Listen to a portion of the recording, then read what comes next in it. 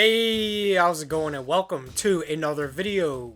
So, about a week ago, I put up my video about Hurricane Katrina, talking about some of my experiences with it, memories of it, how it affected my life, and at the end I asked you guys to ask me some questions related to it. And so that's what I'm going to be doing here, just kind of answering some of these questions.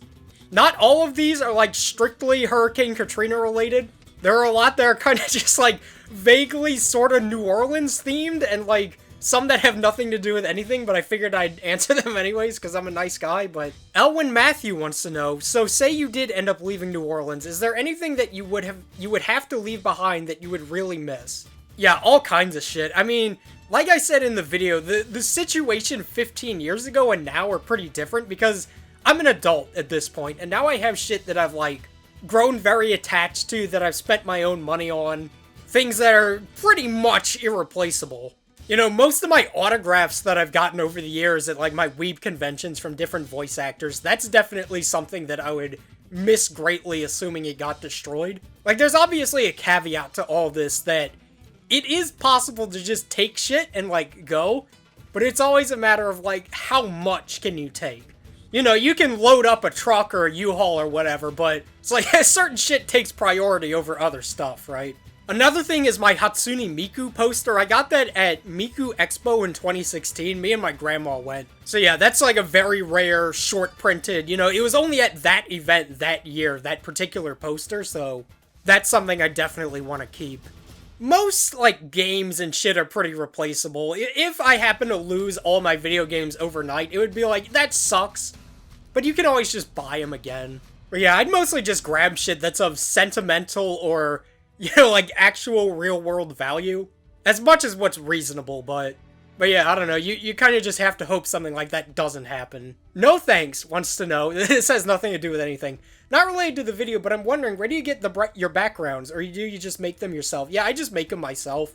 It's kind of a trade secret how I make them. If I told you, I'd have to kill you, but no, it just takes me like 2 minutes to make those. I kind of just fuck about in GIMP and make them. Just something I learned how to do myself. This one's not really a question, but I figured I'd mention it. Nice knowing Fither's as old as me. Yeah, boomer gang. But geez, your family's confusing. I feel like I need a tree chart to understand. Yeah, my family tree is like fucked.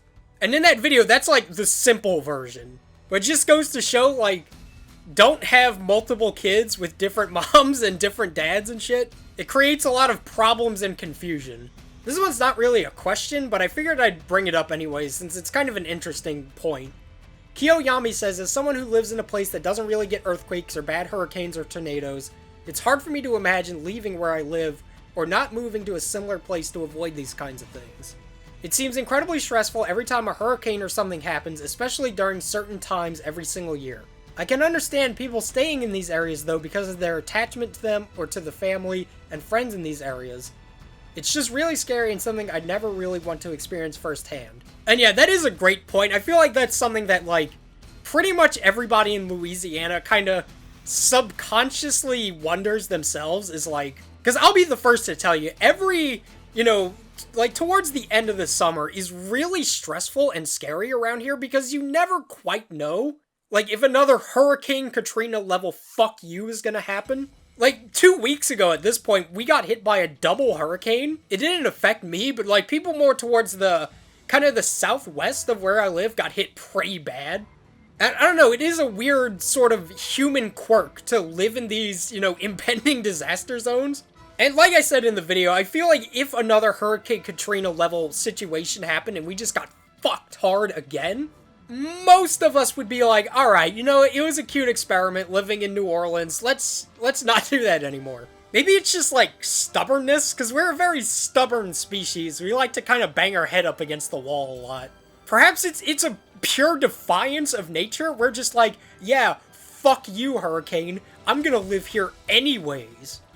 But yeah, it's definitely stressful. It's the kind of thing I'd like to avoid having to worry about, like, every year, pretty much. But not really a whole lot I can do about it at this point. Jermel Williams says, Fallout New Orleans, what do you think the new crazy mutant monster for that game would be? So the obvious answer is, like, mutated alligators. Imagine this, right? A Deathclaw, like, it has a Deathclaw's build, but it has an alligator's mouth. How fucking terrifying would that be? Another thing could be like a pelican, because pelicans are like our state bird, so some kind of mutated pelican would be cool. Maybe they have like these enormous, I don't know, gullets? Is that what they're called? They have like these enormous gullets, but they've lost the ability to fly, so they kind of just drag their infested heads all over everywhere, trying to eat stuff. That'd be sick. Oh, and also like voodoo priest ghouls. That'd be something pretty cool. Zion Hunter, does New Orleans have good barbecue? Yeah, I would say so. We have pretty good barbecue here. New Orleans is just like a food city in general, so we know our way around a grill. I just want a grill, for God's sake. But yeah, if you like to eat, if you want to fucking stuff your mouth full, just come to New Orleans and just feast for like a week straight. Redacted. Do all New Orleans residents like jazz? They honestly should. They live where it birthed. It's like a French guy who hates croissants. Yeah, pretty much. I'd say jazz is a pretty, more or less, kind of universally liked thing here. If you're like downtown or in the French Quarter, it's pretty common to hear people just playing saxophones or whatever it may be. It's definitely a very musical city, so yeah, we like a bit of jazz. Cherry Tree wants to know, were there any noteworthy games you lost in Hurricane Katrina? Not that I remember. I'm pretty sure I took basically every game I had, which wasn't a whole lot, but I'm sure there were some stragglers that got left behind and ended up, you know, getting washed out, but nothing that really comes to mind as being something that's like, man, I had that game and then that fucking bitch Katrina went and took it from me. My wonderful son Grady here with about 15 questions. Are there any places you can go to right now and still see the scars of Katrina? More or less, yeah. I would say like 10 years ago it was definitely a lot more pronounced. But there's definitely still just a ton of random buildings around that you can look at and kind of be like, yep, that's a Katrina building nobody bothered to fix. But in general, things look a lot more, like, put together than they were a few years ago. But no, I can't really think of any particular area that really screams to me like, this is where you go if you want to see some, like, fucked up Katrina damage that happened. What was day-to-day life like in the trailer zone? Mostly just very uninteresting, honestly. It was kind of just like, you know, I would wake up, go to school, come back home, and then kind of just do my thing, play my games, do homework, go to sleep. And it took like a few weeks up to a few months before the house started to be more or less fixed and like in a livable state. So over time, eventually, like, it stopped being like, alright, we live in the trailer, and more like, we kind of just sleep in the trailer. Because after a while, we started getting furniture and shit back in the house, the lights started to work again.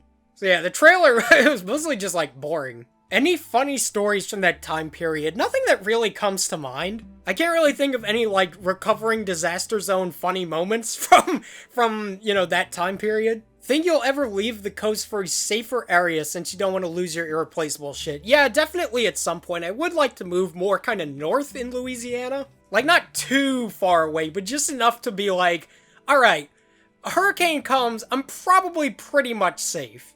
Since, you know, it is a little anxiety-inducing living so close to, like, the fuck zone.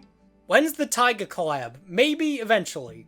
Does Fither have any memories or thoughts on Katrina and Ben Shapiro? Yeah, my brother listens to Ben Shapiro all the fucking time. I'll just be in my room, like, playing a game or jerking off or whatever, and I'll hear fucking Ben Shapiro be like, this wet-ass P-word. But, like, he was a little baby, basically. He was, like, 5 years old when it happened, so I'm sure he remembers it, but probably not too much about it. Do you remember the first day you got back to your house? Yeah, I remember the first day that, like, this was before we got the trailer. This was back when we still basically lived in the hotel, but one day my mom just decided to take me and my brother to the house just to kind of see, like, the state of it. And it really just wasn't much of anything. It was like a structure, but there wasn't hardly anything in there. There wasn't any furniture. If there was anything in there, there was like a chair, maybe. I think they were still working on like the electrical wiring and shit, but it was just enough to where it wasn't actively dangerous to be in there, but it wasn't really a house either. So yeah, I remember just being like, damn, this hurricane fucked us up. Michael Lozano says, weird question, was anyone in your family affected by the whole Katrina gun grabbing by the National Guard? So this is something I didn't even like really know about myself, but yeah, it makes sense. As far as I'm aware, no, but I'm really not sure. Like, I'm pretty sure my mom and maybe my grandma, they must have had guns, But I would assume if they evacuated, they would have taken them, like, with them. But I don't remember ever seeing or hearing anything about any guns, so it's kind of like Schrodinger's gun. It's like, maybe it existed, maybe it didn't, but... And even if it did, I don't think they would be telling a little 8-year-old, like, honey, the National Guard took our guns. Like, so yeah, I'm really not sure one way or the other on that one. It is Richie says, what was the aftermath of Hurricane Katrina like? Mostly miserable. You know, being a kid definitely helped, but it was still a stressful, kind of despair-inducing day-to-day. It was slow, I'll say that much. It definitely felt like a very slow recovery process. I don't think we felt as if it was, like, things were pretty much back to normal until, I don't know, maybe like 2012. That's kind of when it felt like, okay, now we're kind of in the age of, like, post-Katrina. Like, school was horrible. I don't think I stated enough how absolutely miserable this, like, my schooling situation became after that hurricane. I don't know if it was just the hurricane or, like, what it was, but I feel like in 2nd grade, everything was fine, and the second, like, I got into 3rd grade, it was just misery. Awful. Chicken Rex, what games did you have on your GameCube? A couple I had off the top of my head were Pokemon Coliseum, I had Kirby Air Ride, Smash Brothers Melee, Dragon Ball Z Budokai, Dragon Ball Z Sagas, that's a gem. I remember the one game that, like, kind of helped me get through the misery in general was Pokemon Gale of Darkness. I remember I rented that game from Blockbuster, may they rest in peace, like, mostly when I was staying at my grandma's, I would rent that game, like, every weekend and play it. And eventually I got it for, I think it was for Christmas that year. That was, like, my one Christmas present because, you know, money was tight. But yeah, Gale of Darkness holds a weird, kind of special place in my heart for that. Pokemon Channel, that was one. I had a couple more, but those are, like, the major ones. Drago Flame, did you lose anything you wish you could still have? Any games or figures or something like that? Well, at the time, I didn't really have figures. You know, I was, like, 8 years old. You don't really get, like, figures when you're that age. Unless you're, like, the coolest kid ever, but not really anything that immediately comes to mind as being, like, oh man, I miss this thing. It was mostly just, like, random, extraneous kind of toys that I had that I wasn't really, like, attached to, but yeah, nothing that really makes me lose sleep at night thinking about. Plan, I remember in your Devil Survivor video, you talking about when Hurricane Katrina hit and when people had to go to the Superdome. How did that affect New Orleans? Okay, so I didn't talk about this because, it's not really something that affected me directly. I never had to go there. Nobody that I know went there. But I'll leave the Wikipedia article to, like, what happened in the description. But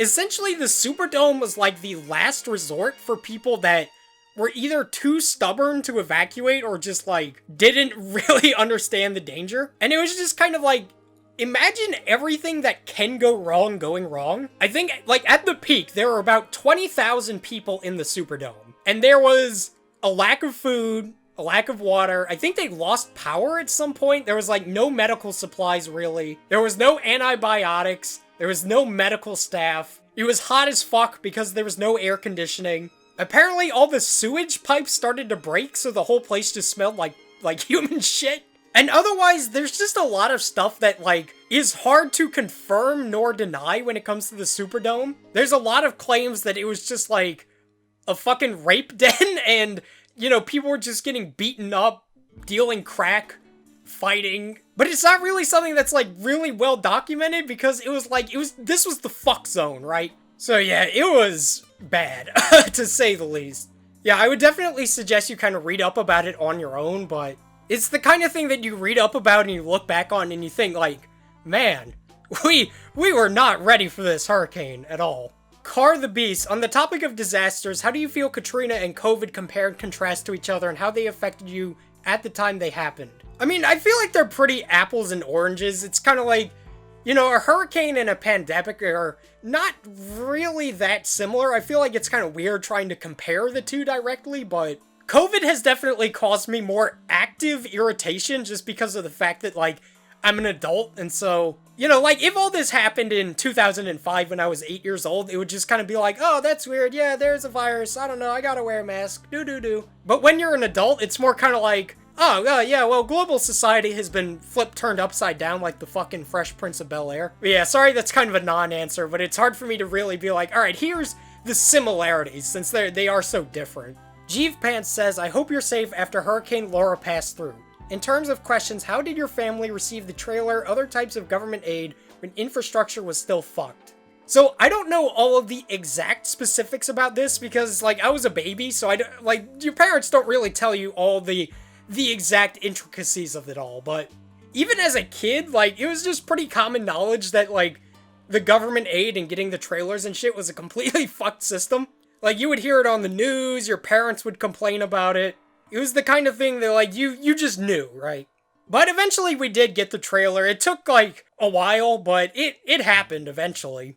And my mom got her FEMA check and whatever else, insurance. Like, I'm really not entirely sure about all that, because they didn't really tell me a whole lot. But yeah, getting that money and that FEMA trailer and shit was a struggle, to say the least. Heho says, question, how'd you entertain yourself? I know you had your GameCube and Game Boy. What games did you play? How long did it take for it to seem normal?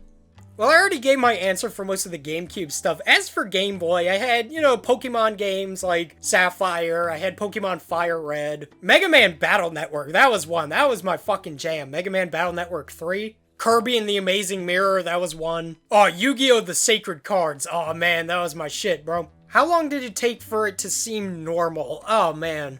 Like I said, I guess around like 2012-ish was when things started to feel kinda back to normal. There's never a particular moment where I was like, oh yeah, well things are back to normal now. And the final question, just another guy with a mustache who asked something that has nothing to do with Katrina but is like vaguely New Orleans related, so I'll let it slide. Fither, will you do a fan meetup in New Orleans? Maybe? I don't know, that's something that I've like kinda sorta considered maybe doing, but the first issue is that I have like self-esteem issues, so assuming that, like, I would probably do it at my local weeb convention, because that seems like, it would attract the most weebs. Assuming I was like, all Fitherites, all Fitherians meet at, I don't know, this spot at the convention at this time, and then nobody shows up, I would be kind of like, sad. So, maybe, but I don't know, probably not, because I'm like, shy. I don't know, maybe I'd do like a panel or something. I'm not like, I don't matter enough to do like, come see Fither at this panel, but maybe I could do like a panel about something, I don't know.